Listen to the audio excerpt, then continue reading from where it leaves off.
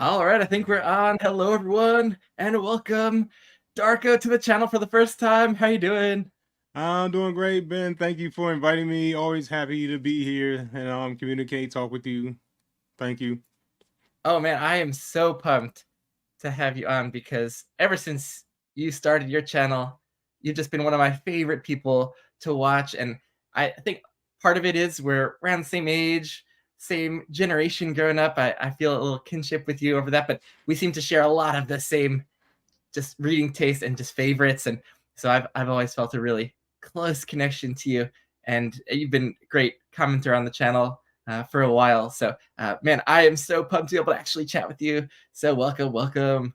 Thank you, Ben. Same. I've been watching you for a long time. I mean, you entertain me, you inspired me, all of the Oh, things, man.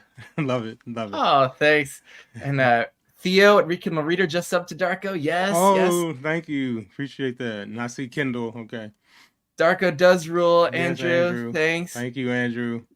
We have Evie in the house. Welcome, Evie. And oh yeah, they are doing a live tag later tonight. So Oh we don't have to. man. You don't have to choose between us just yet, Love but it. maybe a bit later if we're still going. And bets on which prompt spear cuts through water gets mentioned. So have not read it myself, but I think you have, Dark. All right, Oh, you've I read have it. and Oh loved yeah, it. I yeah. have, yeah. So it Definitely. might come up.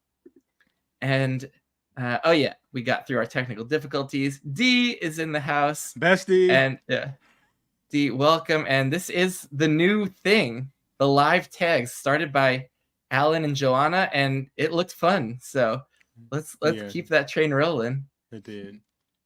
And we have Zamar in the house also. What's up, Zamar? We're in the midst of a buddy read of the great book, The Magicians. I love that. All right, and we have Alicia. Welcome. Alicia.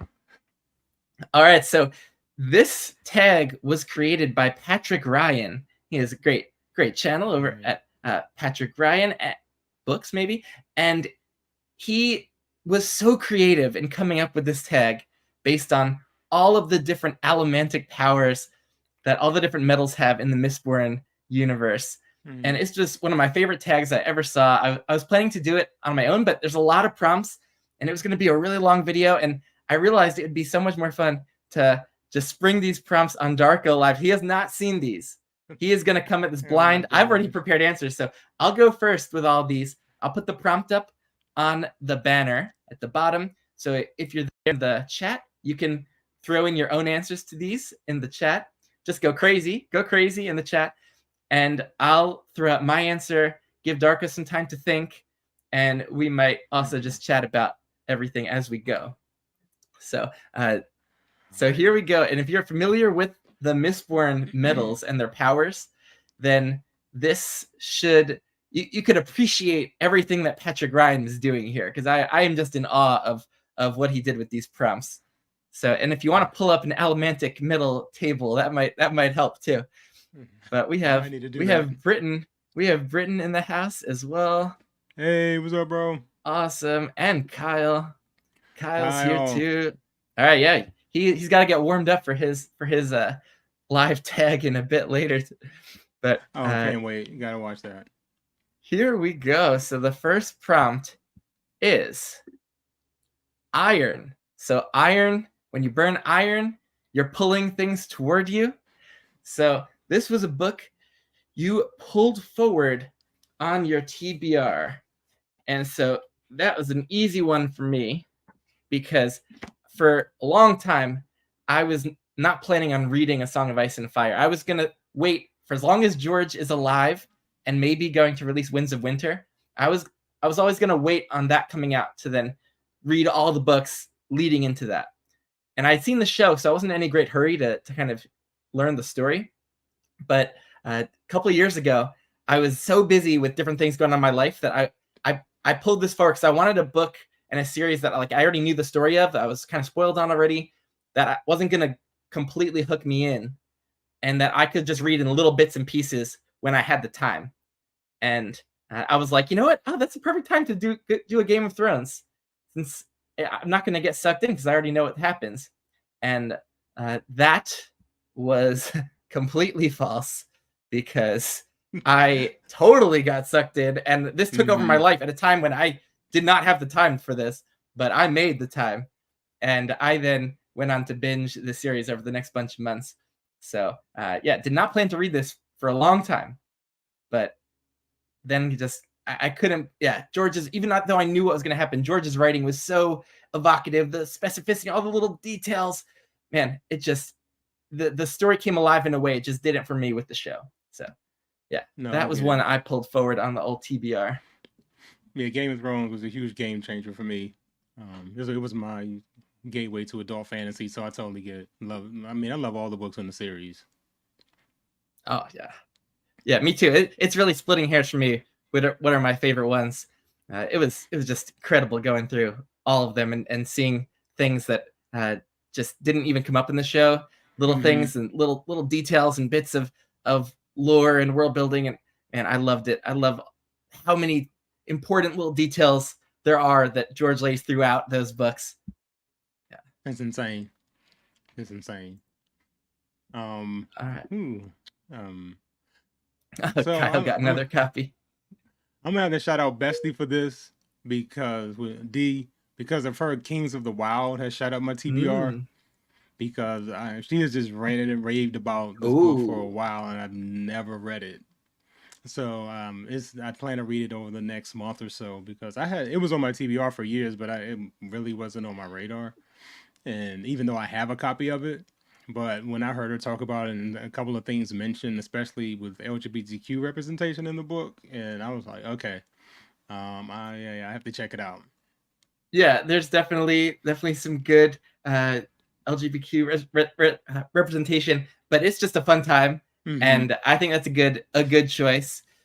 It kind of like has passed its big moment in the sun. Like it Mm-hmm. had a moment where it exploded in BookTube, and like a few years ago, where everyone was reading it, and then he hasn't put out the third book in a while, and so Mm-hmm. it makes sense that it would kind of just like you know get lost on your TBR. It hasn't been talked about a lot recently, but that's cool that D's been hyping it up. Yeah, Yeah. that'd be a solid Yeah, I one to can't wait get to get to. to it. Yeah. Um, Nice. And Kyle is reading Bloody Rose right now, book 2, which I have to get to myself. But yeah, that's supposed to get a little bit more serious in tone, and I'm all here for that because actually the more serious moments from book 1 were actually my favorite moments. I enjoyed the humor, mhm. but there were some hard hitting moments in there too, and I think book 2 is leaning more into that. So Kyle's saying it's good, great, Okay. and Dee's excited about that. Awesome. All right, that's a Perfect. solid first prompt there. So iron, and do you remember the opposite power in Mistborn to the pulling? Pushing. Yeah, there was the pushing. What Yeah. was it? Oh, steel pushing. So steal a book you keep pushing back on your TBR, and man, poor Tigana for me. When I first got into adult fantasy back in like 2018, I was looking for big popular series and authors and standalone books, and this was one that came on my radar, and I thought, oh, I want to try that out. It's supposed to be really elegant prose and have a historical fantasy approach. It seemed cool, but yeah, this has been on my TBR probably the longest without me actually reading it. I just always pushed it back for no good reason. Actually, I had a copy that was all in bolded print, so I didn't really want to read that. Had to get a new copy that wasn't so bold because it was just horrible to look at. And that was my reason, first of all, where I didn't read it for years. And then just pushing back Guy Gavrier, I was like, oh no, I'm gonna love him, but I'm a little intimidated. Finally read A Song for Our Bone, and now reading Lions of Alversan right now. And I've, because of my TBR competition with Kyle and Jake, they picked Lions of Alversan and Brightness Long Go. And so as far as GGK goes, this is still getting kicked down the road. So poor Tigana, but I am excited for it. Oh yeah, GGK is a wonderful writer. I read that Song for Our Bond as well, and I was an instant fan. I can't wait to read him again. Definitely. That's a Anything you tough just one. keep pushing back that you wanted to Wow. read years ago?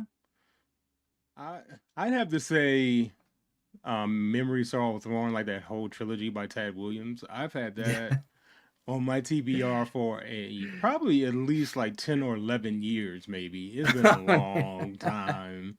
But I mean, it is a heavy, chunky tome. All three of them are heavy, chunky tomes, and Yeah, I had to yeah. really get in the mood for that in the time. And they're very slow builds. That's all you hear about it, is that it's Yeah. it's a slow build, that it's Hmm. not fast paced, not action heavy, and something about it is so appealing. I have not read it either. That's also one Hmm. of my long term TBR veterans. I have like Yeah. multiple versions of it, and there's something just a little intimidating. The fact it's like this massive trilogy with this final book that's like one of the longest fantasy books ever written Right. into Green Angel Tower, and just like the idea of this big slow moving like new epic fantasy trilogy that's like from the 80s, right? So it's Yeah. I expect it to not have the kind of like modern feel to it that is gonna like keep pushing me along easily. So a lot of I'm with you there.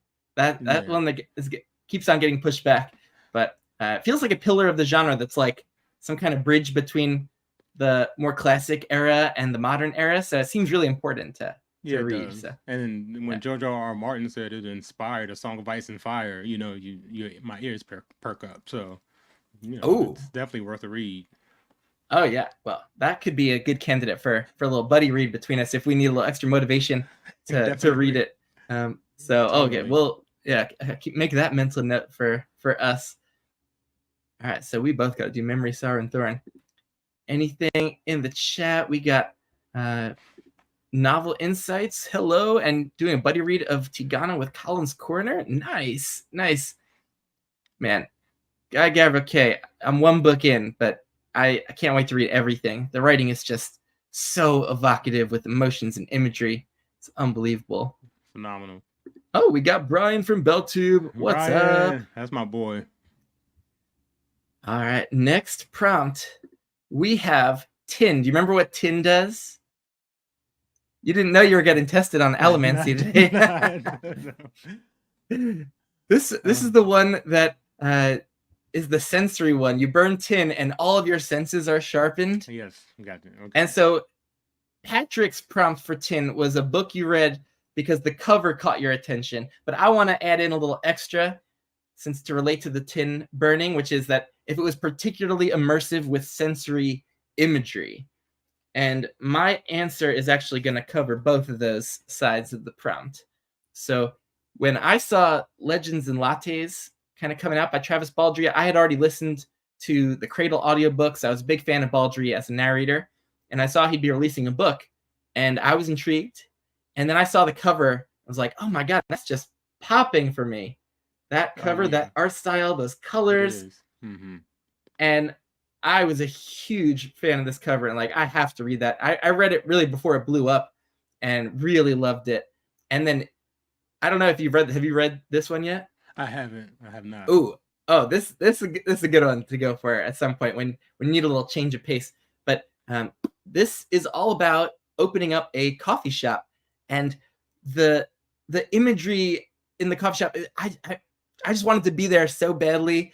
There's the smells of the coffee and the pastries they make there, and everyone tasting them these different things for the first time. And man, it was just a great book for people who love food and coffee and being in bakeries like I do. So that was a good one for Tin Legends and Lattes. Yeah, I saw that book yesterday. Actually, I was in a used bookstore and saw that, and I almost bought it. Like I had it in my crate or in my basket, but I had so many in there, so I just had to pick, and Yeah. that got put back on the shelf. But any that you maybe picked up or caught your attention because of the cover, or alternatively just is amazing with sensory imagery? I think a book that I picked up based on the cover was Rage of Dragons by Evan Winter. I think that's Oh, yeah, yeah. That cover is thick. When I saw where's that like one? Oh, we got the West African masked and oh yeah. yeah, I was like, yo, that is sick. I need that ASAP. And so Yeah. Yeah, I love that cover, and you know, Yeah. great book as well. I mean, I'm looking forward to Evan Winter finishing the series eventually, Yeah, but yeah. yeah, I love these two books, and yeah, these covers really pop for me too. They're so cool. I yeah, like the design. There was a really cool cover painting on his original self-pub for this, but I love that one. But I love this design and how they can do something similar but a little different with book two. And so, yes, yeah, yeah, he kills solid it. choice there. We got D mentioning spear cuts through water for the cover prompt. Yeah, that cover is dope. Awesome. Whoa, Cynthia's halfway through Song for Our Bone and loving it. Let's Oh yeah, go. Let's yeah. Come go. on, Cynthia, join the club. Oh man, one of my favorite books of all time. But yeah, that book just it did a Yeah, number on me. yeah, Who? way beyond my expectations. Yeah. Oh yeah, totally. And Heidi is saying we should do a buddy read of Memory, Sorrow, and Thorn. I'm down, Nice. Heidi. I have also found with my buddy read of Realm of the Underlings that with some slower paced books, if I'm doing a buddy read, I can slow down and more appreciate, try to really settle into it and try to really just lean into what the author's trying to do. And knowing that I'm going to be talking about it with someone and exploring the book in depth. So that'll Yeah, that help helps a for lot. something like this. Totally. And Brian saying Legends Lots is great for something immediately after something big and heavy. Oh, totally. And Anitha, welcome. Hey, Anitha. For everyone who came in after the intro, this is the Allomancy tag created by Patrick Ryan. There's a prompt for all the 16 powers of the allomantic metals, along with 2 of the god metals. So if you know your Allomancy, you'll be able to appreciate how creative Patrick Ryan was with coming up with these prompts. But we're just a few in. Yeah, and Ben is testing me, so put the answers in the chat because I don't. Memory, Sorrow, and Thorn is a huge commitment for a buddy read. Oh, that's true. That's true. Those are some big ones. All right, so we are on to Pewter. Pewter, if you remember, Ham in the original books can burn pewter, and it makes you super strong. So this prompt is a massive tome of a book that you enjoyed, and I have a recent one. This is definitely in contention for heaviest physical book I own, Shogun, but I wished it were longer. This is a solid like 1,300 pages in this big hardcover edition, and this is a chunky boy, but it was so transporting and so emotionally poignant. It's so just engaging on a scene by scene basis. I love this one so much. Shogun. I started with the show and it's like, okay, I'm liking this. Let me give the book a try. And the book was just absorbing on a whole nother level. I didn't even finish the show. I just went through the book at that point. Oh, what a great chunker. Yeah, that's on my TBR as well. A lot of people are loving that book. Everyone who talks about it raves about it. Oh, just so unique too. I love the stranger in a strange land kind of story and culture clashes and different people from different cultures who are living in a time where they just, they don't have the internet, they don't have history classes, geography classes where they're learning about other parts of the world. Like these are people who have no conception of like the other's culture and history and background, just coming into contact and just learning about each other's ways and stumbling along linguistically, trying to communicate. Man, there's so much about this that I love to death. So yeah, that one definitely great one for Pewter, because just reading this will make you stronger. Go to get your daily workout. And you got the dope edition that no one can find anymore. Yeah, I picked this up years ago before the show was even announced, and then I don't know why this went out of print, because it was like a completely regular, like a priced hardcover, but really, really nice edition. So yeah, very happy I got that. Anything come to mind for a massive tome, a book that you enjoyed? I got to thank John Mitson for this, because he was just talking about the book, and that's Oathbringer by Brandon Sanderson. I think that's like the largest book I've read, and it's my favorite in the Stormlight Archive. Let's go! I love Oathbringer too. Yeah. And you know how many times I've heard people say, just like, oh, Oathbringer's good, but it's like my least favorite of the first three, or my least favorite of all of them. Yeah, I've heard that No, so many times. But man, the Dalinar focused Dalinar. flashbacks. Let's go. Exactly. Come on, how can you not love that? Oh man, he is so just He's my awesome favorite to spend more character. time with. Yeah. Yeah. One of my favorite characters in all of fantasy. Yeah, Just- mine as well.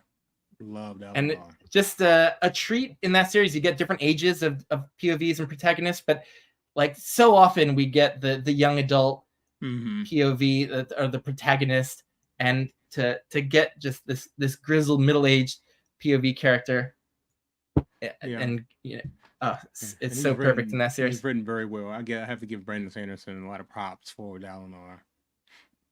Yeah, oh, right with you. And that book, like it takes a little detour in the middle, but I love that detour. Yeah. And a lot of people complain about the pacing there, but I thought it was so creative and interesting. And then coming for this amazing convergence at the end where everything's coming together. It's one of the most explosive, engaging, climactic sequences. And Definitely. Just how it ties into Dalinar's arc through the flashbacks and throughout the book. Everything culminates in this amazing, amazing stand-up and cheer kind of moment. Yes. Love it. Totally agree. We have some people agreeing. Oathbringer's the best. Yes, Robin, I totally agree. Nice. Thanks for stopping by, Robin. And Robin had a big chunker, The Complete Fiction of Lovecraft in one edition. And okay. Evie read Don Quixote. Yeah. That's one on the bucket list for me, Don Quixote. And want to get to it one day. But a lot of those old European classics are huge, whether it's Don Quixote or like Count of Monte Cristo. I want to get some of those. War and Peace. Man, I need to get some of those classics, those big chunker classics. Oh, that's one I need to read. Oh yeah, it is. I read that as a kid. Not a good idea. That's a big one. Oh yeah, I'm scared of it now. I'm a lightweight when it comes to horror. Yeah. And oh, Anita said Mad Ship is the longest book you've read. Yeah, all those the live ship books are chunkers, and so good, so good. Oh, and Jonathan Strange and Mr. Norrell is a good one. Yeah, that one is intimidating me right now. Yeah, that's great. You should. I agree. Read that one. All these books are intimidating, but when you get one that just you love spending time with every moment, then the length actually becomes a good thing, that you get more time with that book. And just like with Shogun, I wanted more. Yeah. But they can be a bit intimidating. All right, that was Pewter. We're on to Zinc, the emotion-related allomantic metals. We have a book that rioted your emotions. So when you burn zinc, you kind of spur this big emotional response in people. And so I have one. Oh, I didn't prepare it, but this is an easy one. The biggest emotional reaction I've ever had reading a book as an adult is A Song for Our Bone, read just a few months ago this year. But man, like if I get really emotional during a book, I might like shed a tear. But this one had me just for the last like 200 pages, just like ugly crying and you know, for all different reasons, but feeling all the emotions. And so, you know, this was definitely the kind of book that had me feeling everything. So yeah, I agree. And with GGK and I feel like I should not be this emotional, but it's just the way he writes, it just kind of pulls it out of you. So I can understand that one because I had the same reaction. Oh, nice. Yeah. It like even early on, I felt myself becoming more emotionally invested than I usually do, like really early on in a story, with some of the characters that were set up and some of the things that happened, just things that get your blood boiling, but then things that just made you appreciate beauty and the goodness of the world and love and just all this mixture of everything poignant. And man, it all came together so beautifully in the end. Just I can't even believe how much happened in this one standalone book. Yeah, I was expecting something a little slower or a little bit just like more low key. Like this one is like a hard hitting political plot with some action. Man, So good, so good. Yeah, I'm so glad I read it. That's a book I would not have read based on the cover, but Yeah. I'm so glad I did. Like, don't judge a book by its cover, because that one, yeah, will surprise you. And definitely is one like lesser read in the GGK kind of oeuvre. So that one, I didn't have such high expectations, which I think helped because I was just blown away with not going in expecting much. So yeah, that one is a great one for Zinc. What do we have in the chat? We have oh, did I give up on testing Darko? Yeah, it's probably been a while since you. When did you read Mistborn? Has it been a little while? It's been a long time since the last time I read Mistborn. Yeah, so like, the medals are not. Definition. Yeah, they come back to me when you say them. So yeah, it seemed like he was not gonna pass this pop quiz. So, at all. I'll hold off on testing. And what do we got? We have D said the Once and Future Witches, King's Well for riding your emotions. Oh, cool. Ooh, okay.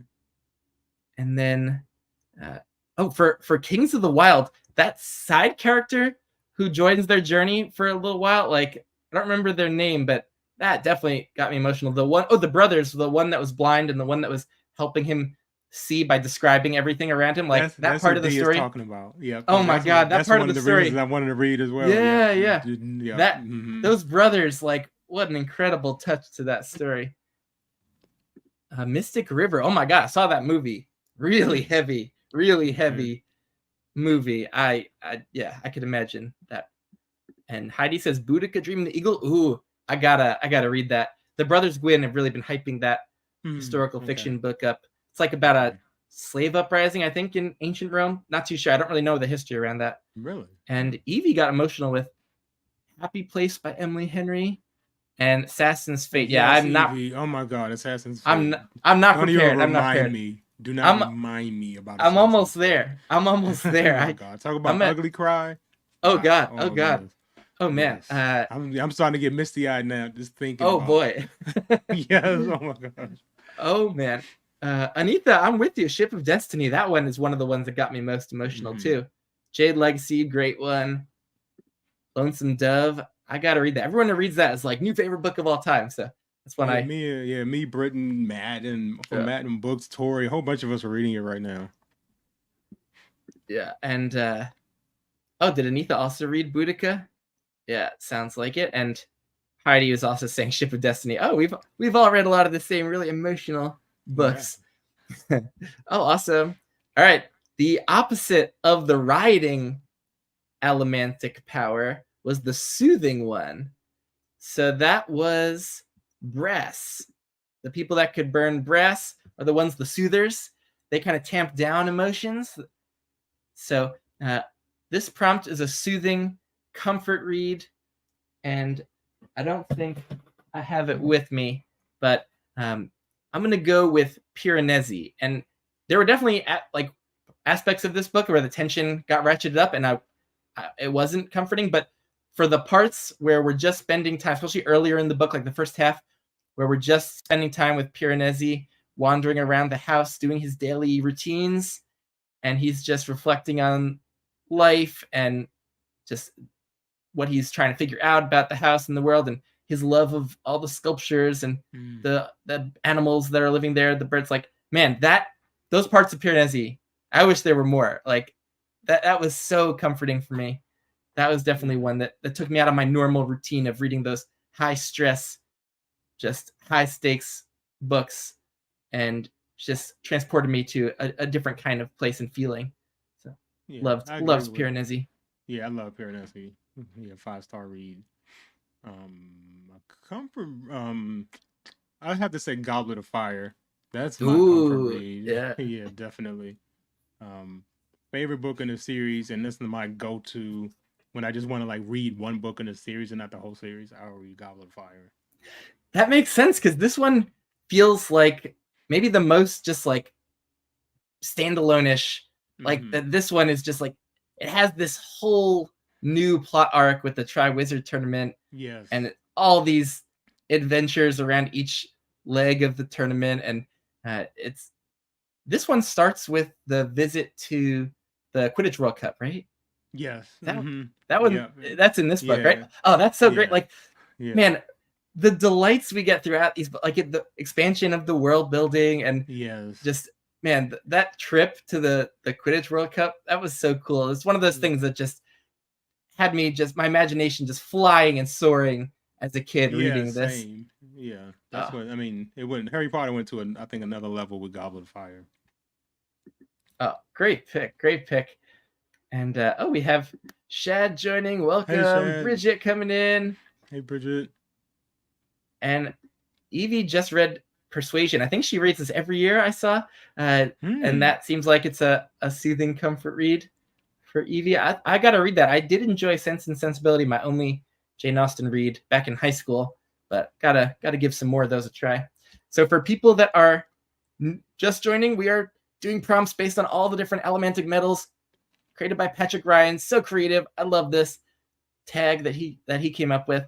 So we're in brass, the soothing comfort reads, and Goblet of Fire by Darko's pick. Great pick. I agree. There's something like, especially on a reread, when you know kind of what's going to happen and that certain things are going to turn out okay. Yeah. And yeah, just like you could sink in and appreciate every moment without worrying about like how things are going to turn out.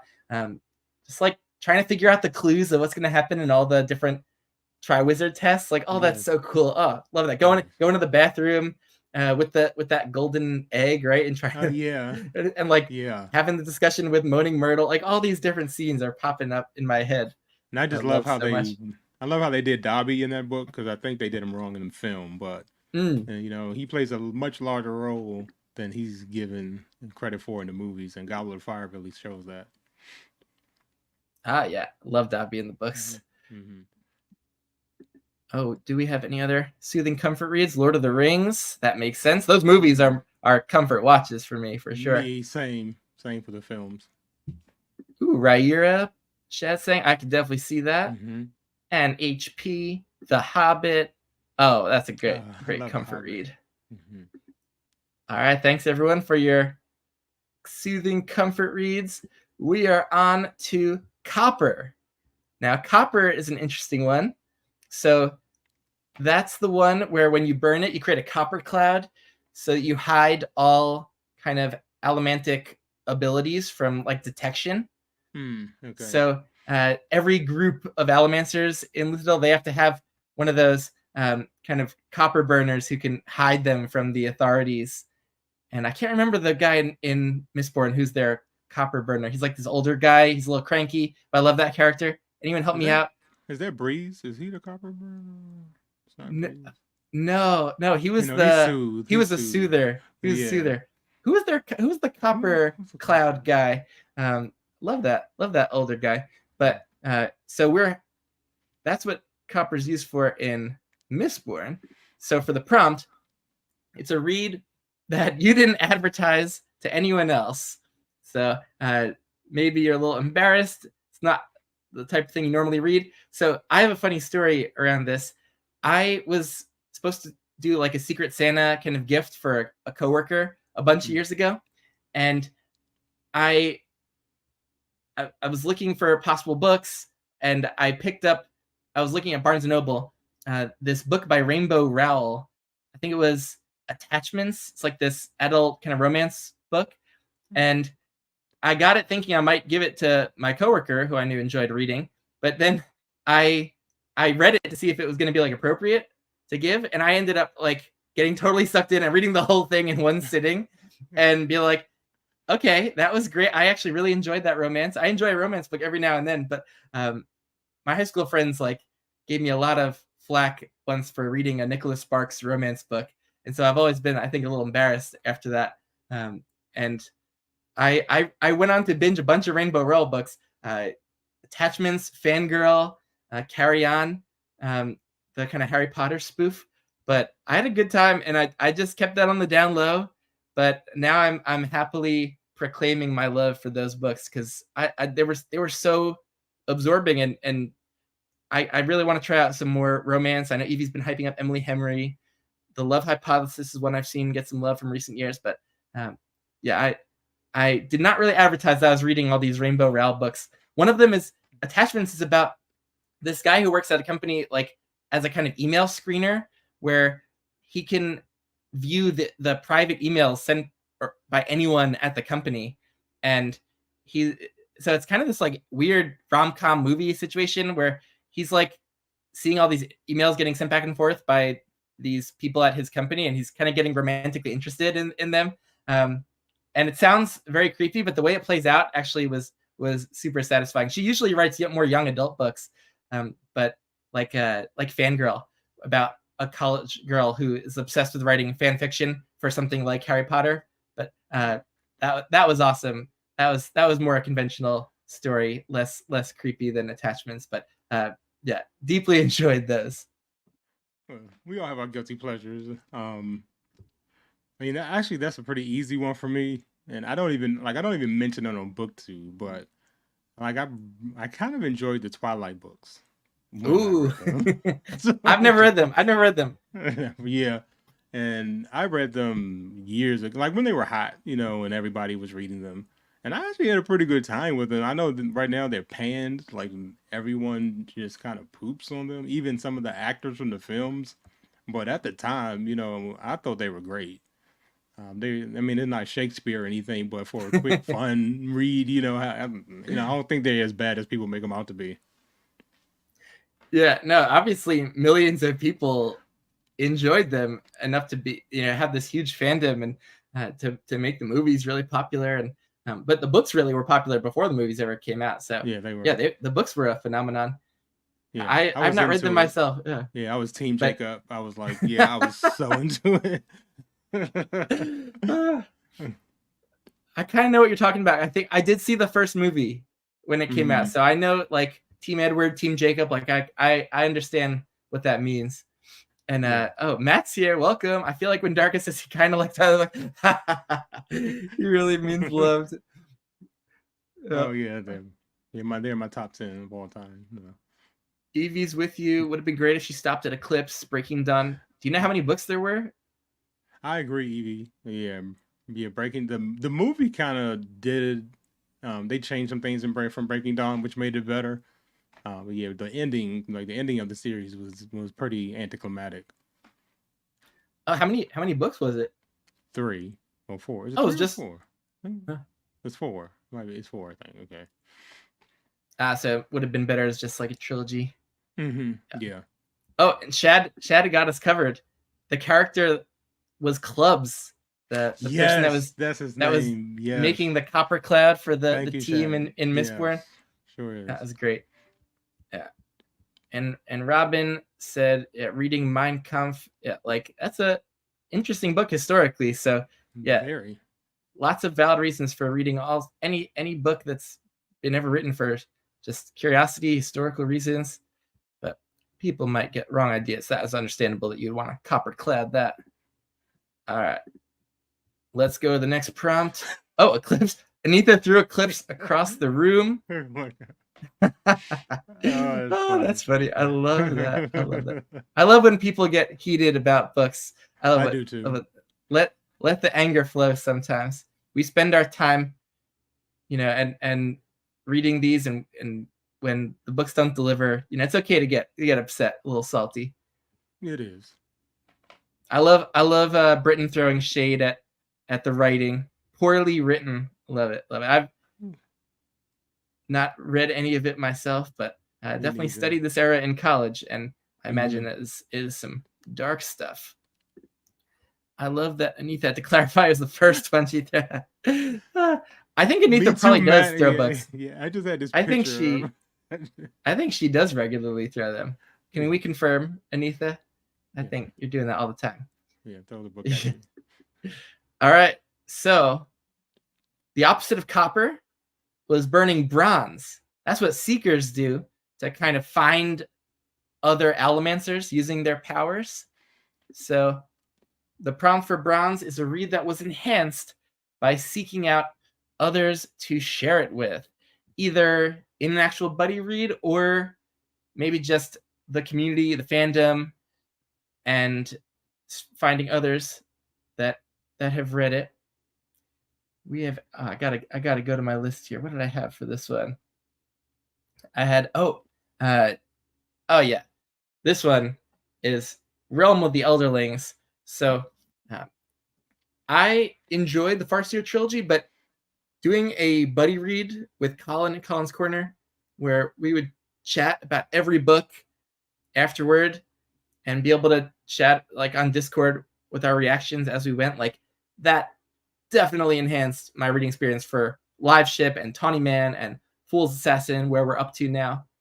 And so I think I would have loved these books on my own, but this for sure enhanced it. And doing the chats where we get these mega fans of the books also just commenting on them, like Derry and Evie, and just enriching the experience. And it's great. So yeah, that is one of the great benefits of me starting a channel, is being able to do these buddy reads and chats and discussions, and definitely just enriching my experiences tenfold in some cases. Got anything for this one, Darko? I just recently finished Invisible Man by Ralph Ellison, and I read it with Alicia from Birdie and Books and Dee, and like reading it with them two, like tremendously enhanced the experience, because the book was nothing like I had anticipated. It's very, very deep. And I don't think I would have able to been like to get through the layers of what the message was if it wasn't for me talking with others about it and getting their interpretation of certain texts or passages. So it, I think both of those actually allowing me to join their book club, because they were going to read it first, and I'm like, hey, I want to join. They were like, oh sure, come on. And we had a great time with it. But yeah, it's something I want to reread again, because you never catch all of what he's trying to do with just one read. Oh, awesome. Yeah, books that have a lot of depth and subtext or different, like really deep thematic explorations, like those lend themselves so well to discussions where you just get new insights that you just did not think of on your own. And I just think about, there were certain kind of literature classes in college that we had kind of book chats, or even history classes where we had discussions where just enlightening in terms of just coming to new understandings of the reads, and ones that are like just a little bit more surface level reads or just easier to digest. There might not be, that much that you maybe are missing as you read, but and so you can appreciate it, have fun with others in the buddy read. But like, sounds like that Invisible Man buddy read really super added to your insights, which is awesome. It did definitely. What do we get? We got Kindred. Reading it with Darko was a magical experience. Yeah. Ooh, I gotta read that one. He was my first book to buddy reader. Oh, nice. We have a bunch of answers for this one. Chorus of Dragons series. Ooh, I got all of those on the shelf by Jen Lyons. That does sound like confusing modern fantasy that would benefit from the buddy read discussions. And then Grapes of Wrath. Ooh, another heavy, deep one. Read it with Carlos. I love Mice and Men, but that little book packed a punch. Like, a longer Steinbeck book definitely intimidates me. It's going to be hard hitting, I know. And then, Anitha joining in the Realm of the Elderlings chats, adding so much, definitely. Anitha saying Parable of the Sower, Parable of the Talents. Ooh, yeah, those I'm definitely a little intimidated, because they also seem very hard hitting. Yeah. Like I'm busy with work, with family stuff. Like, I turn to my fantasy reads as my diversion, as my like refresh time. And so I'm always hesitant to go for those really heavier, like darker, deeper ones, because I know that they're just going to take a lot of energy and not be as refreshing. But in the right space, when you're ready for those, they can be life changing. I'm totally with reads. You. Yeah, that's why I haven't read R. Scott Bakker yet, because you really have to be emotionally and psychologically prepared for his books, and I'm not there yet. Yeah, but I saw your video on Kindred. Like, that's one where I'm like that sounds extremely rewarding of a read, but so heavy that, like, man, I've got to be in the right headspace for that. You do. But we always say that, and there's probably not going to be that many moments where you have all the decks cleared, you're on vacation, and when you're on vacation, you probably want something light too. Like, I just got to go for it, because when I end up reading big, heavy things that intimidate me, like GGK or Shogun, they end up just, even if I only get to read them here and there while I'm busy, they still can be amazing. Yeah, So it's I always gotta read more. rewarding. I gotta read more heavy ones. With you there. All right. East of Eden, also great. Steinbeck knows how to emotionally wreck you. Yes, for sure. Just from Advice and Men, man. Absolutely wrecked from that book. All right, so we are on to a god medal. We're going to Atium. So I don't know exactly how spoilery it is to talk about these medals, but Atium is the one where when you burn it, you can see just like briefly into the future. Okay. And so this is a book you read after having the ending or a major plot point spoiled. So here's a little story time for me. I was on a summer travel camp the summer that Half-Blood Prince came out. So I think I was in high school, and I was a mega fan. Like, for years, I grew up reading, just anticipating like book 4's release, book 5's release. This was like the most anticipated book of my life. And so it released, and we were traveling around on this bus, and everywhere was selling this. Like every store, well, not in a convenience stores, like this was everywhere. I remember. And a kid on the tour picked up a copy. He sits down on the bus behind me. Okay, I will say Half-Blood Prince spoilers. So if you have not read Harry Potter, please click away for a few moments. And I'm going to spoil the ending of Half-Blood Prince, but I think enough time has passed and people have read this. Yeah. But he sits down on the bus. He opens to the back of the book, and he's like, "Oh, Dumbledore died." And oh my god, I wanted to murder him. I wanted to murder him. I was so angry. I couldn't believe that he did that. Like, and I was so mad. I waited until the end of the tour to settle in with this book at home, and like, even knowing what's gonna happen, I'm like, well, maybe it's not what he thought. Maybe it's a trick. Maybe he didn't die. Like, I was still holding out hope, but the way it all went down at the end was still so emotional. Yes. And I was a blubbering, crying mess reading the end, the funeral scene. Like, man, so brutal. But I'm so angry still at that stupid kid that had to spoil that for no reason. I would have been too, because I remember when I first read that book, and I mean, like I had to read it a couple of times, like I couldn't even believe that Dumbledore, man, I'm just getting memories. I'm getting chills thinking about that. Yeah, and he ruined that for you. Oh man, yeah, I was still angry as well. Yeah.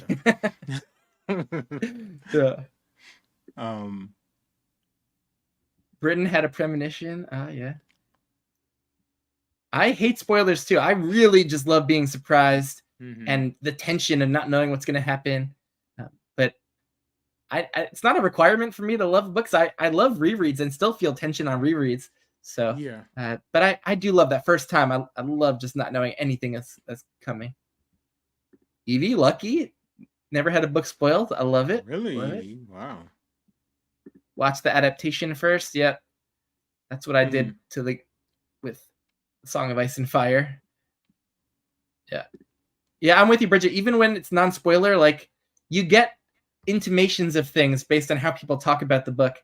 I try really hard to stay vague in general and to not talk about specific characters when I'm doing non-spoiler talks. But yeah, it's tough even when people are giving non-spoiler reviews. Usually, like, I don't even like knowing the setup for a book, because if it's beyond just like what happens in the first couple pages, like, I feel like it's spoiling me a little bit. So I was just recently spoiled because I'm reading Lonesome Dove right now. And so this is me being dumb. So I Googled like the characters because I wanted to because I knew it was based on the show, and I kind of know, so I wanted to know what they looked like. Because I couldn't get a good picture of their physical characteristics. And now, I found out like the fate of one of the major characters. Oh no! I'm like, oh my god, what? Yeah, so now that's ruined. Well, it hasn't ruined it because Yeah, I'm still enjoying the read, but yeah. has Oh, it's affected unfortunate. it. Yeah, Yeah. yeah, yeah. Those Google searches are brutal. Like, just clicking around on Discord can be brutal. Like, I once spoiled a character death in Jade City because I clicked on someone's spoiler bar and I hadn't read the book yet. I'm like, why did I click on that? Just Yeah. self sabotage. Yeah, Yes. Yes, all the people time. are very lucky if they've not had that happen to them. Oh, character death spoiled in Speaking Speaking Bones. Bones. Oh, that's a Ooh, shame. That's a shame. that But is. although there are lots of character deaths throughout that series, It so is. hopefully it wasn't one of the really major ones. All right, that was Atium. Now we're into Cadmium. So this is one of the ones that we start to see getting burned in Era 2. I think that Okay. is Maricy's power. She can burn cadmium, and she goes into like this little time bubble where like time slows down in the bubble and everything's happening very fast outside, which she thinks is a very useless power, but Sanderson ends up giving her some ingenious ways that it can come into play. So a book that caused you to go into a personal bubble and lose all track of time and the outside world. So this one, we've talked a lot about HP, and that's definitely a big series for both of us. And this one was Harry Potter and the Deathly Hallows. I had just graduated high school, so this is happening at this big transitional moment in my life where I'm heading off to college soon. Feels like it marked the end of my childhood, but I wasn't doing anything this day when it came out, and I took it and went to my sister's house where she had a hammock in like her backyard and just spent the entire day and evening reading this in like one sitting. And this was definitely like the most immersive reading bubble I've ever been in, where just the outside world lost all meaning to me as I was reading this. And man, went on a wild ride to finish up this story after years of speculating. Like, I was listening to like Pottercast, like one of those Harry Potter podcasts on a regular basis. I was rereading the books leading up to this, theorizing about all sorts of stuff. So when this came out, I went into my little personal ISO bubble, and it was great. It was an intense, great experience.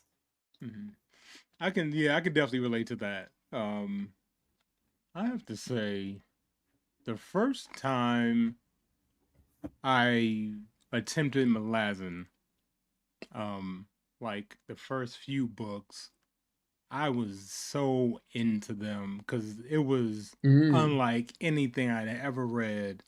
Yeah. I didn't want to go out. I didn't want to leave the house. I didn't want to do anything. If I was at work, I wanted to get off so I could go read Malazan. Like nothing else mattered. Like my partner who I was with at the time, like they were getting angry at me because I wouldn't want to. Because I just wanted to stay home and read Malazan. So yeah, I never ever had a series get me quite like that, and that was like on my first go round. And then Midnight Oh Tides wow. came and it messed everything up. So Oh wow. So you did the first 4 kind of in that, like a yeah, massive binge yeah, bubble kind of yeah, thing. yeah. Oh man. I also did a massive Malazan binge like a few years ago, and I was, yeah, my wife was getting a little annoyed because I would start every morning like with a big read, like, and so like she felt a little ignored. Yeah, yeah. Yep. Books, like they can be cause a little friction in relationships when you're showing them all the attention. Yeah. Yes, you can. It very well can. Yeah, has that effect All on right, you. what do we got in the chat? We have American Gods for some Okie dude with a time bubble read. Evie with the spear cuts through water. Nice. I love it. Good one. Can't wait to try that one out. Dresden Files. Awesome one for that. Faithful in the Fallen. Oh, yeah. I kind of also went into a time bubble for this one, too. Oh, Tobias says every good book I read. Love it. I love when you can just get lost and immersed in your reads. Me too. And then Oh, Neitha, same answer. Oh, cool. Love it. Harry Potter and Deathly Hallows. I really don't love that they split that book up into 2 movies. I would have loved just one epic big movie. Like, yeah, just to have to that first movie just to have half of the story, man, not good that they broke that up for make another $1 billion. Then they started a whole trend with like because all the Hunger Games and Twilight and The Hobbit, brutal, all horrible, of them a horrible precedent, a horrible precedent. Yes. See you, Britton. Thanks for being here. All right, Britton. Thanks for coming by, bro. Ooh, Dark Tower series. That's what I can't wait to try. Definitely HP. Same. Oh wow, Heidi said Bloodsworn. I can't wait to try it out. Where is it? Oh yeah. Once book 3 is ready to go, I'm gonna start this one. So can't wait. Yeah, I had to convince my brain that I was in my living room. You don't have to convince your brain. You can let yourself go. Let yourself go there. Matt says, "Oh, Ben's wife. Then why are you so sad this morning? All my best friends are." Oh man. Oh man.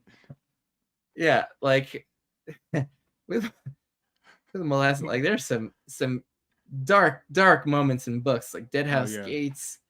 That's another tearjerker, like molasting can be a tearjerker. Memories of Ice. Goodness gracious.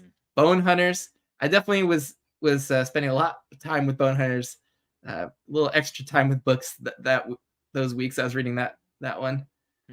Dragonfly Falling, Guns of the Dawn, some Adrian Tchaikovsky. Love. Oh yeah, I felt the same way about Dragonfly Falling, book 2, Shadows of the Act. Man, awesome picks here. Thanks everyone for contributing. All right, the other time-based elementic metal is Bendalloy. That's what our dear friend Wayne can burn to speed up time in his bubble. So a book you sped through and read faster than expected. So I just Bendalloyed my way through the Red Rising trilogy. I read all 3 books in less than a week. That's a good Could one. not put them down for the life of me. Red Rising, Golden Sun, Morningstar. I've not read beyond that yet, but those 3 books just went by in a complete rush where I was just blinking. I finished these books. I could not stop, and I just raced through them. They had so much narrative propulsion and so much suspense, man. So that was my Bendalloy read. Oh yeah, I love all the books in that series. For me, I think it had to be The Bound and the Broken. I don't think I've read that many books at that page count so fast in my life. Yeah. Ooh, nice. Are you caught up? That's getting me hyped. Yeah. I love that. I'm all caught up. Yeah. But I have a good feeling for me about this series. So when I saw the Broken Binding was producing their own deluxe version, I went and got them. If it doesn't end up working, I could hook you up. But sell it to me. but I have a really good feeling because I tend to like some of those more classic feeling modern fantasy series like Faithful and the Fallen and Wheel of Time. So I have a very good feeling about this. I'm psyched to hear that you love that so much. Yeah, I think if you love Wheel of Time, or like I think you'll really like it. But he does expand and does do his own thing. The books get better, and at least the novels do get better and better. The full-length novels. Evie said, "Happy Place started at 6:30 p.m. Stayed up all night to finish it at 3 a.m. I love it. There's nothing like staying up late to finish that book. Like that's so exciting. It's one of those great joys of being a reader. It is. Just sacrificing sleep and just for the best reason possible. Voyager Book 3 of Outlander. I have not tried this series, but I love hearing that you had such a great time with that. Anything KJ Parker? Yes, I've done 16 Ways to Defend a Walled City in Purple and Black. Can't wait to do more. Dune. Nice. Saga of the Forgotten Warrior. 3 books in a week. Yeah. You're burning through them. You get through multiple in a week. I want to give that one a try. That's been getting seemingly read a lot more by people around BookTube, like Mike's Book Reviews. And I picked up a couple of those books along the way. Nice. All right. we're into one of the rare allomantic metals, which is gold. So that involves looking back into your past. So the prompt here, a book you might have liked if you had done something differently, like read the book instead of the audiobook, picked it up at a different time in your life. So one that maybe didn't go as good as it could have. What do I have for this one? Oh yeah. So before I read the Green Bun Saga and loved it, the first Fonda Lee book I read was Untethered Sky, her newest release that was like a little novella, just like a little standalone. And I read an arc of it on my phone because I didn't even have a Kindle at that time. And so I was reading this on my phone waiting in this very busy, loud room at the DMV. And it was just like the worst possible reading circumstances. Like normally I like reading immersively with the print book in my hands and the audiobook going and comfortable at home. And I was reading this like off my phone in the DMV, and like I did not have a very immersive good time with it. Like I wasn't connecting to the story and the characters, but I think that might be a circumstances kind of thing. Yeah, it's tough, especially in the DMV. You're probably already impatient. Yeah. I think for me, I would have to say Malice by John Gwynne. Because when I read it, I mean, it was just so hyped. Like, it was the greatest thing to ever have been written. And so I read it expecting to read the greatest thing that had ever been written. Yeah. And I didn't feel that way.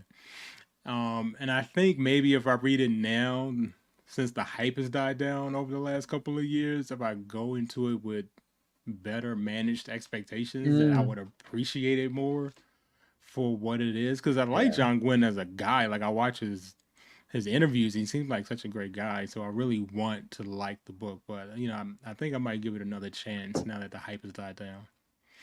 Ooh, yeah, the weight of expectations. Mm-hmm. Yeah, it's amazing what the difference it can make to go into something with almost no expectations, and then it's surprising you. And but I read that really early on in my return to adult fantasy. I kind of was on my radar because of Mike's book reviews, but just him, and I kind of didn't have huge expectations for it, and ended up loving it. Like it's one of my it being early on and not having expectations, I think really helped for that. But I got so sucked in it and just had a great time. But yeah, a lot of things I read early on with no expectations, I ended up loving, like that and Temeraire series by Naomi Novik and the Magician's Trilogy, like ones that I read before I really got enmeshed in this online fandom. And I do kind of miss going into things with like zero hype, zero expectations. I do too. Yeah, it's one of the few downsides of getting so involved here. Yeah. What do we have in the chat? We too young when I tried The Lost World. Oh yeah, sometimes books are not hitting us at the right time of our lives. Sailing to Atium by GGK. Cut myself before I'd hate read it. As at least you had the discipline to stop before it went too far. Ooh, maybe you should have audiobooked it. Yeah, I did First Law fully on audio, and it was just firing on all cylinders. Like even when not much was happening, like in the Blade itself, I was so engaged because of Stephen Pacey. Yeah, sometimes the audio narrator's gonna be a roadblock for sure. Evie said mentally and physically pay for staying past 10 p.m. So I was hating life. Yeah, but Evie, yes. I'm sure still it was worth it, because you have this memory of staying up late with Happy Place that is you just had like a tired day of work the next day. So you're gonna definitely worth it. And yeah, the Warlord Chronicles is a must read for everyone. It is just so great. Anita's immersion reading it, yeah, that's a good solid way to go for it. Get Keeble's performance, but seeing all the the text and the names spelled out. Helps get grounded. I love immersion reading. Nice. All right, we're going to Electrum, and oh, you know what? I can't remember what Electrum does in Allomancy. This is a deep cut. Are there any Coppermind moderators out there? Anyone know what Electrum does? But it definitely has something to do with looking into the future. I think it maybe is just seeing into the future. So I'm gonna go with that. So this is a 5-star prediction, and I have a lot of 5-star predictions for myself, but the surest one that I would be just shocked. I'd bet lots of money on this being a 5-star read for me. After Song for Our Bone became my favorite book of all time, I've just seen everyone who loves DGK goes crazy for Lord of Emperors, which is book 2 of the Sarantine Mosaic. So he doesn't have many series, but this one's a little duology. I tend to love endings and climactic sequences and things getting paid off that were set up earlier. So the idea that this is the second book of a duology and people go crazy for it, it's GGK. I think Lord of Emperors is the surest 5-star prediction I've ever had for myself. I'm predicting Lonesome Dove as a 5-star read because I'm just loving. I'm a character guy, and like nothing really has to happen. I mean, something has to happen, but I'm okay with a slow burn as long as the characters are great. And Lonesome Dove has some of the greatest characters I've ever read. Oh, nice. Yeah, that's what people say around the water cooler, and so when you hear that, I always am like, oh, I hope when I read it that happens for me, or that I'm not like the one hipster who's like left out of the club. But yeah, that's awesome. Like that this did have lots of expectations and sounds like it's meeting them. It's definitely meeting them, because they could just be yeah, doing some of the most boring, mundane tasks, but just the banter and the relationships between the characters this has you so engrossed. Oh man. Okay, I gotta do it. That clinches it. I gotta take the plunge and do Lonesome Dove. All right, there we go. 5-star prediction. Anyone else have some 5-star predictions for themselves?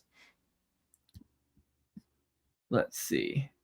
Self-pub book, Chains of Prophecy. I've not heard of that one.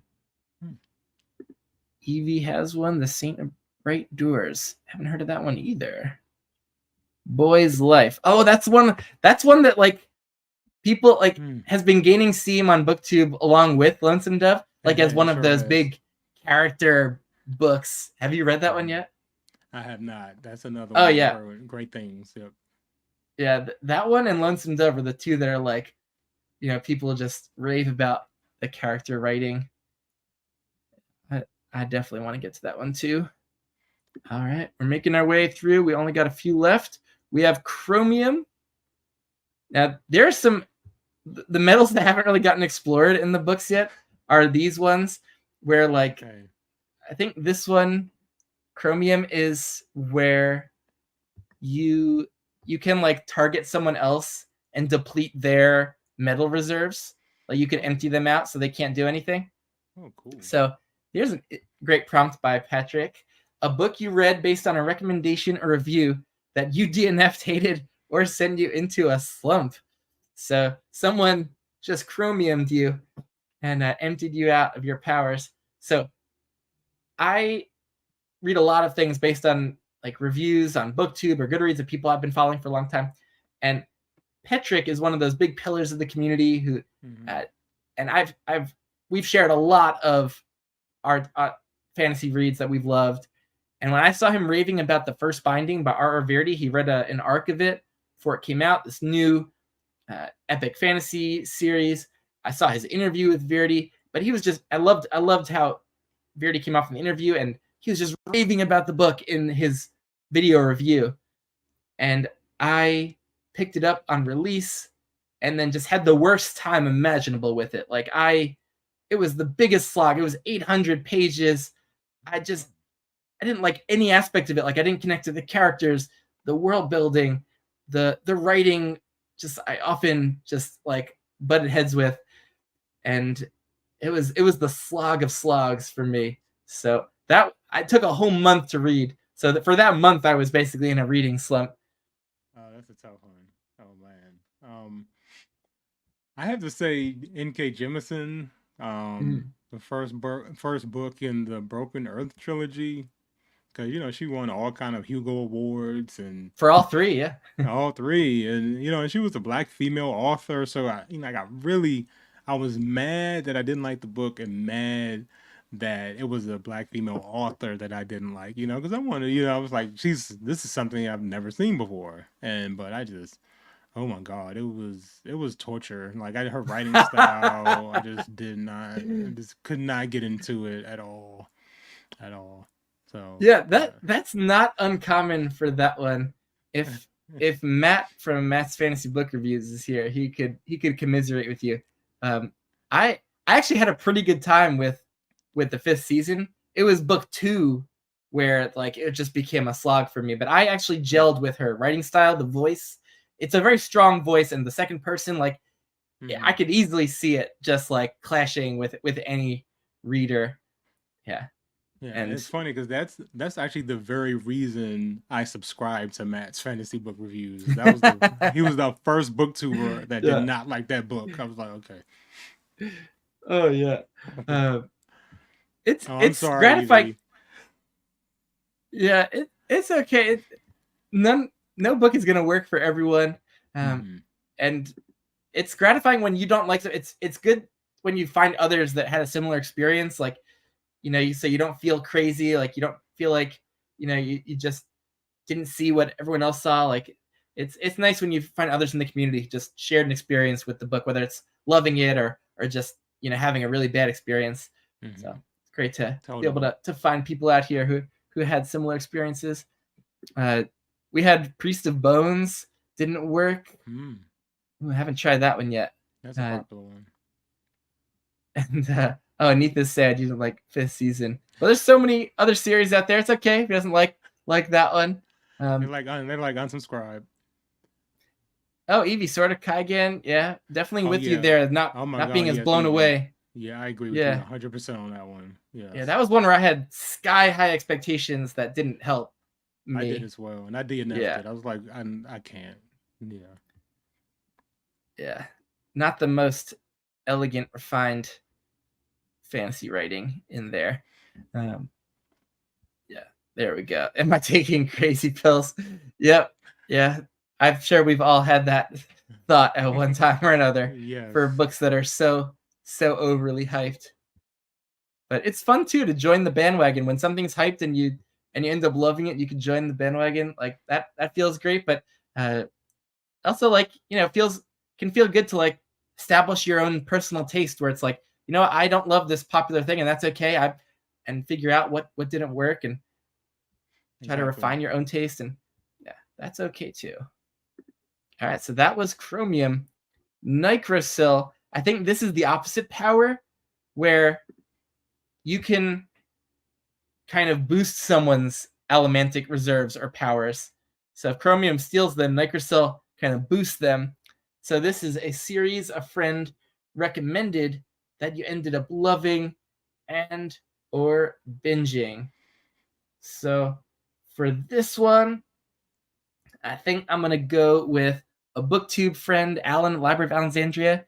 He was the only person I ever saw talking up the Sharp series by Bernard Cornwell, his Napoleonic War era historical fiction, and I gave Sharp's Tiger a try and fell totally in love. Just this was the series just personally just so right for me.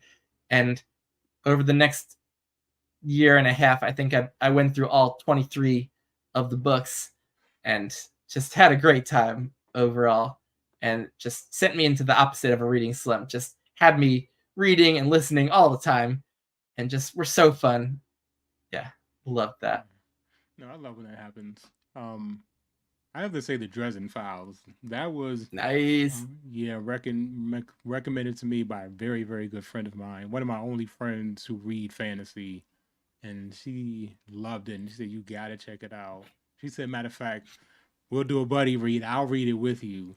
and man, she couldn't even keep up with me. I was burning through those books, and Yes. it's still one of my favorite series to this day. Man, I love the Yes. Dresden Files. Oh, yes. Yes. I just recently got a chance to chat about Deadbeat with Philip Chase. That video might go up on his channel soon, later this week. Cool. But I read all of Dresden Files before I started my booktube channel, so I just haven't talked about it much. But Same. I love it to death. Just, yeah, I also did a massive binge of that one early on my adult fantasy journey. And that's so cool that your real life friend kind of recommended that and you did a buddy reading. Yeah, it's always great. It is. Love it. Let's see. People are saying in the chat, courtesy of Jake and Kyle, the Dandelion Dynasty, a little booktube friend rec that went really great. Love that. Assassin's Apprentice. Ooh, that sent you on quite the journey. Reading the Dresden Files right now. Let's go. Oh yeah, Tobias. Hope you're liking it. Anitha getting wrecked. The Long Price Quartet, almost certainly from Alan, who was the Long Price prophet for a while, and he sent those books out of so they were out of stock everywhere for a while. I have to get to that still, but I was one of the reasons it was out of stock because I picked up that omnibus version when Alan was raving about it so much. The Farseer trilogy, nice. Heidi binged all 15 Wheel of Time books after watching the first episode of the TV show. Oh, nice. Nice. All right, let's see. We have three more prompts left. Aluminum.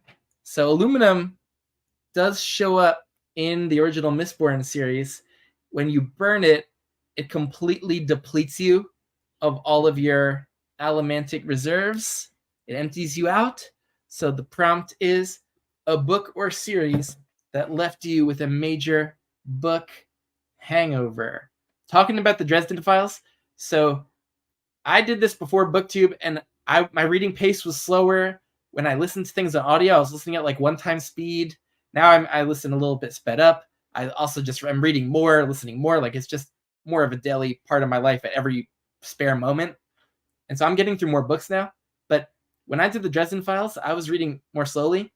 And so I probably listened to the 15 Dresden books that were out over the course of like 3 or 4 months. And for just those months, I was only reading Dresden and listening to Dresden and in that world building and with those characters. And so when you're with the same POV for so long, with the same narrator for so long, like, man, when I was done with that, I had the biggest hangover. I just didn't want to go on to anything else new. And so I think I just went into like a Cosmere reread because I didn't feel like I could do anything new at that moment. I had such a big hangover. And another one was the Warlord Chronicles. That one was just 3 weeks, but it was such a powerful 3 weeks. So immersive, so emotionally powerful, being with Durfel and Jonathan Keeble's narration. It was tough to move on from the Warlord Chronicles for me too. Let's see. Probably the Realm of the Elderlings. When I had finished that, and you know, Robin Hobb, she takes you through the ringer in her books. So when you reach the end, you're emotionally just drained, and like I could not read it. I think I went to another genre. I think I ended up reading like Mitch Rapp, which is like kind of like a spy action thriller book or something like that. But yeah, I couldn't even. I stepped away from fantasy. Yeah. For a little bit. Did you binge them? Yeah, I binged them. I could imagine that for sure. Evie's right with you on Realm of the Elderlings, giving the hangover. I could imagine that with the binge. I've been doing them just like one book a month, and then now taking like a few month break with my buddy read. So like not binging it, I think definitely gives that hangover less. But that's why I love binging so much, because you have maybe the most powerful experience possible, because you're not diverting your attention, your thoughts to other characters and worlds and plots. Like you're just living the one world and plot and set of characters. Like I definitely have the most powerful experiences when I'm just binging. series. So I could totally imagine that with Realm of the Elderlings. And Malazan, yeah, totally D. Malazan. Yes. Age of Madness. Oh man, spending time with Abercrombie's wit and the hard hitting nature of those books. I could totally see that especially if you binge 1984, getting a little bit of a hangover. Yeah, that's an existential hangover. Yeah. Yeah. Oh man, that was one of the most depressing endings of any book. Wow, Evie read the Gorman Gas books. Those I have the omnibus. Like I took a look at the first page. I'm like, wow, this style is really dense. Like I could see what you mean about it taking a lot of brain power. Ooh, The Hammer by KJ Parker. Yeah. Oh, great answers, everyone. All right, so that was aluminum. Now we're into duralumin. We have two more metals. Okay. Duralumin is the one that when you burn it, it like gives you a super like burn of whatever other like metal you want to use at the same time. So Vin does really cool stuff with duralumin, supercharging some of her other abilities. So a series you took on in one massive binge. I mean, you were just chatting about Realm of the Elderlings. Did you really binge all? What was it, 16 of those books? 16. I may have taken like a break, a week or two break between like the different trilogies, but yeah, it was straight binge. Wow! Later part of the year to the early part of the next year. Oh man, that's an epic one. That's an epic binge right there. The Realm of the Elderlings. I did probably my most epic single binge was the 9-book Temeraire series by Naomi Novik.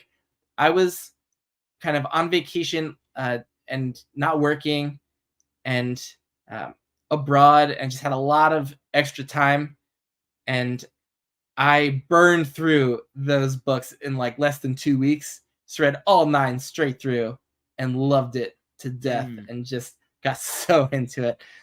That is like historical fantasy. Like it's set in our world during the Napoleonic Wars, but if there's dragons like all around the world and integrated into the different militaries and dragons with their own kind of cultures, and there's a lot of traveling going on in that book. We travel all around the world, different places in the series. Travel all around the world, different places. It definitely meanders, and it's not going to be for everyone. But man, I could not have loved that more. That sounds cool. Another one I read, I don't hear talked about much on book 2, was the Iron Druid Chronicles by Kevin Hearn. Yeah, I've like never heard anyone chat about that. Yeah, did you binge the whole thing? Like, is it done, that series? Yeah, it's done. Like I binged the whole thing. Oh, nice. And it was great. The ending I think could have been better, but the books are awesome. And if you love animal, it has the best animal companion, at least one of the best animal companions and funniest. I love animal companions. Oh my god, I also love urban fantasy. Like Dresden Files, huge hit for me. I'm now in the middle of the Alex Verus series, and that's going really well. Okay. Like I think this subgenre just might really work for me, and so I gotta expand into all the urban fantasy series that are out there. Yeah. So Iron Druid sounds like I gotta do. It would be up your alley, I think. Oh, nice. I've heard things about the Peter Grant, like Rivers of London is one of the bigger ones. The Kate Daniels series by the husband and wife writing pair is one of the big ones. Sandman Slim, but there's not like that many that I think are trad pub and have some like big name recognition, but I gotta give all of them a go because I love the ones I've done so far. So Iron Druid, all right, I will definitely put that on the TBR. It's dope. Love it. We got any binges going on in the chat? Harry Potter 6 books and then waited for the 7th. Nice. That's a pretty epic binge right there. It is. All 3 live ship traders together in 3 weeks. Ooh, that's a heavy binge. Heavy. That is. Yeah. Man, those 3 books, so good. So good. Oh. All right. We are now on to Lerasium. So this is one of those special god metals. This is the one that are in those little nuggets next to the well of ascension, that if you eat the nugget of Lerasium, you become a Mistborn. Like it gives you all the Mistborn powers. Yeah. And So the prompt here is the book or series that got you into reading fantasy. So, I mean, easy pick for what got me into it as a kid. I was all about Harry Potter, but even before then, I read a bunch of Goosebumps, which definitely some fantastical horror elements going on in Goosebumps. So that was what probably got me into fantasy. But as an adult, and very fitting for this tag, it was a friend that loved this series that forced me to get into it. I was so stubbornly not reading any fantasy as an adult, thinking like, oh, that was what I just read as a kid. And I was starting to not even read anymore because books just weren't enriching my life. And I was just reading a couple books a year until I read Mistborn by Brandon Sanderson. So very, very apt choice for the Allomancy tag. But this book just got me so energized to read again, captured my imagination in a way that just a lot of the literary fiction I was reading and nonfiction just was not doing in my adult kind of phase of life. And this kind of helped me feel like I was a kid again reading Harry Potter. And I have not looked back since. I've just been reading so much more over the last bunch of years, ever since I got my hands on Mistborn. So thanks to this one, it started me on my adult fantasy journey and branching out into a lot of science fiction and historical fiction. So gotta give props to Mistborn. That's a good one. That's a very good one. Same as you as a kid, Harry Potter, Goosebumps. I mean, identical answer. I mean, as an adult, it's A Song of Ice and Fire. That was what got me back into fantasy. A coworker actually had recommended that series to me because I still read after Harry Potter, but I didn't read any fantasy. I was more a sci-fi guy. Yeah, but then when I read Game of Thrones, I mean, I can't even describe how I felt reading that book. I never read something so rich and complex as this. I'm like, wow, fantasy can be like this. Okay, so then I've been hooked ever since. So good, man. I should have been reading. Like, I should have graduated from Harry Potter into things like Wheel of Time and Song of Ice and Fire. Too. Like, I don't know what I was thinking as a teenager, where I was just like, all right, Harry Potter, like, done. Like, that's it for fantasy. I guess I now have to grow up and read only serious literature from now on. Not knowing that within fantasy, it could be so rich and deep and complex. And yes, it can. But you also don't have to read the deepest things to have a great time. Like, the Mistborn trilogy, it's not the most complex, deepest read ever. But it was an amazing time, and I got emotional reading it, and it was suspenseful and so immersive, just taking me to another world completely. And the way it freed my imagination was really special at that point in my life.